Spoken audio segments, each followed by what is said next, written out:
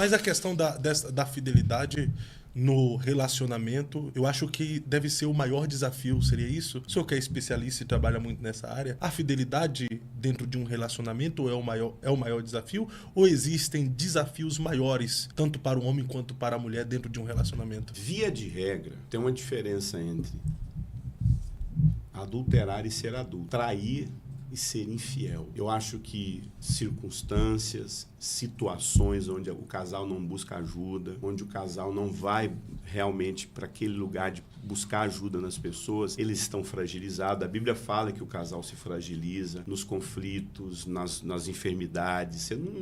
Você não imagina que a sua esposa vai ficar doente, você não imagina que o marido vai ficar doente. E aí esse casal fragilizado não busca ajuda e um acaba traindo ao outro. Isso é uma coisa. Agora, tem pessoas que são infiéis, tem pessoas que são adúlteras. Eu já atendi homens que eles não se trata só de um erro, de uma prática que o cara vacilou e traiu, se envolveu com uma colega de trabalho, se envolveu com alguém na igreja, porque estava fragilizado no casamento e não buscou ajuda. Isso é uma coisa. Eu já vi gente que não se trata disso. Pode estar bem no casamento, que é infiel. Pode ter uma esposa maravilhosa dentro de casa, que é um adúltero, entendeu? Agora, a traição, eu acho que é resultado de um processo de abandono emocionalmente, de não buscar ajuda, os dois buscarem ajudas, né?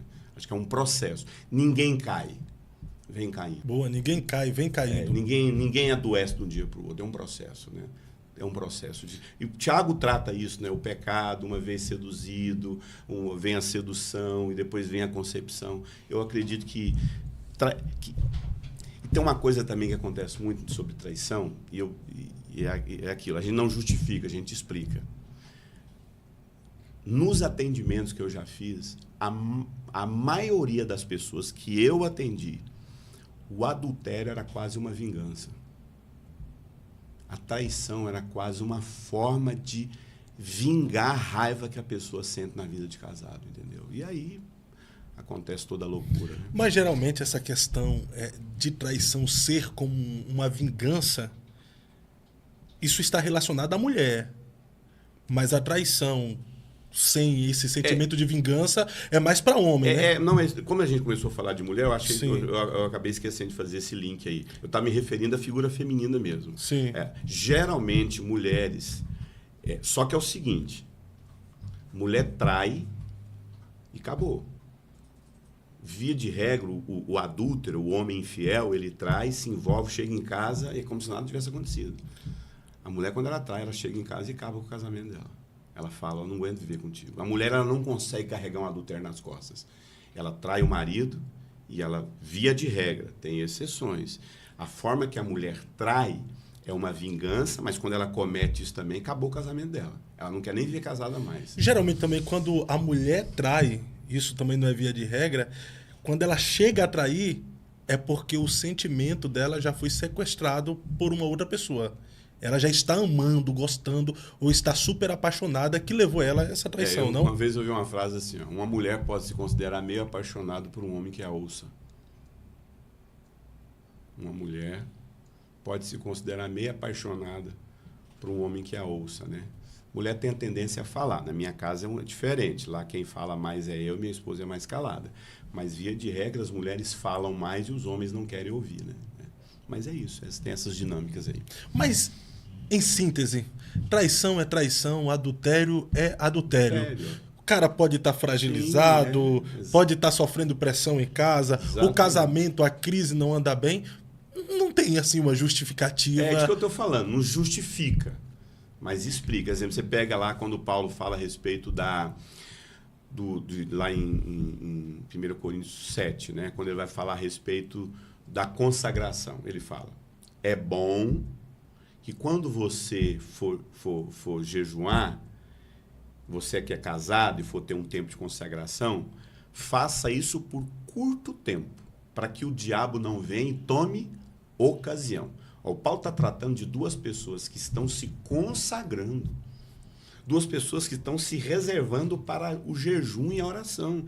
E ele fala, se você for gastar um tempo de jejum e oração com sua esposa, faça isso por pouco tempo, e aí ele está falando da abstinência sexual, para que o diabo não tome ocasião. Ora, Fábio, Se o Paulo está dizendo que até um processo de consagração a Deus te tira da prática sexual, já produz uma área de vulnerabilidade e tentação, o que falar dessa vida louca? A gente chega cansado em casa e filho, aí o casal se distancia, entende? E aí que o diabo toma ocasião. Eu fui pregar numa igreja, uma cidade aqui no Paraná chamada Reserva.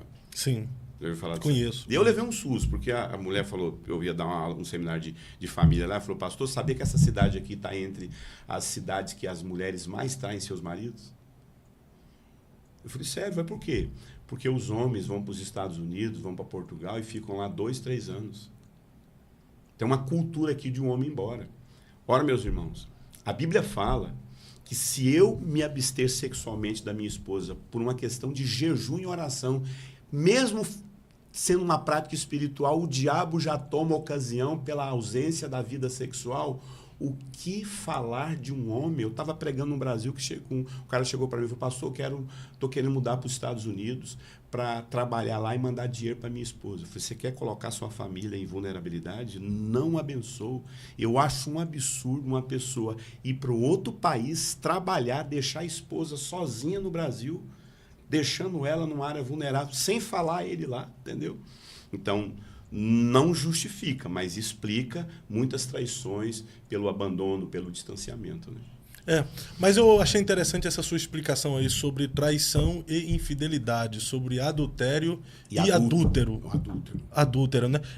Isso diferencia. Nem sempre quem comete um adultério é um adúltero e nem sempre quem trai é um traidor? Quem cometeu um adultério, traiu a esposa, tem que ser tratado, tem que ser curado. Porque eu falo o seguinte, tem casamento, eu trabalho muito no livro Onde Foi Que Eu Errei. Tem casamento que está doente. Tem casamento que está doente. Então, um casamento doente, ele precisa de remédio. Uma pessoa doente precisa do quê? Remédio, medicamento. Um casamento que está com uma ferida. O que é ferida? Ferida é pele. Você não precisa de raio-x para detectar uma ferida. Precisa? Não, porque ferida está aqui. Está exposta, Está né? exposta. Então, tem problemas que você vê no casamento que está exposto. É uma pomada, é tampar o lugar, é ir lá fazer um curativo. Tem casamento que sofreu uma ferida. Uma palavra que falou, uma situação, gerou uma ferida no casamento. Tem casamento que está doente. E aí, doenças você não percebe de cara. Você tem que fazer um raio-x, você tem que fazer uma anamnese, você tem que fazer uma ressonância. Então, as enfermidades, as doenças são internas. Você precisa gastar mais tempo para descobrir por que esse casamento está doente. Concorda? Sim. Aí você vai lá, faz um raio-x, senta com alguém, conversa. Vamos descobrir qual que é a doença desse casamento. Adultério não é doença. Adultério não é ferida. Adultério é morte. Então, quando você trata uma ferida, você trata alguém vivo. Quando você trata uma doença, você trata alguém vivo. Mas como é que você trata um defunto? Não se trata doença em defunto. Você precisa de um milagre. Por isso que adultério é só um milagre de Deus para restaurar esse casamento. Porque matou o casamento. Crê em milagres? Creio. Crê em ressurreição? Creio. Por isso que tem que ter muita agenda pastoral, tem que ter muito acompanhamento para produzir um milagre nesse casamento que passou por um adultério. E tem que ter também disposição para lutar. Para lutar. Por isso não é fácil. Eu confesso para você, olha, eu trabalho com família há muitos anos, viu? Quase 20 anos. E a maioria dos casos de adultério, os resultados são muito ruins.